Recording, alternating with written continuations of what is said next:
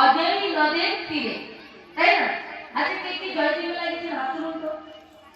বাবা কি হয়তো যাওয়া হয়, যাবে না, একবার ঘুরে আসবে।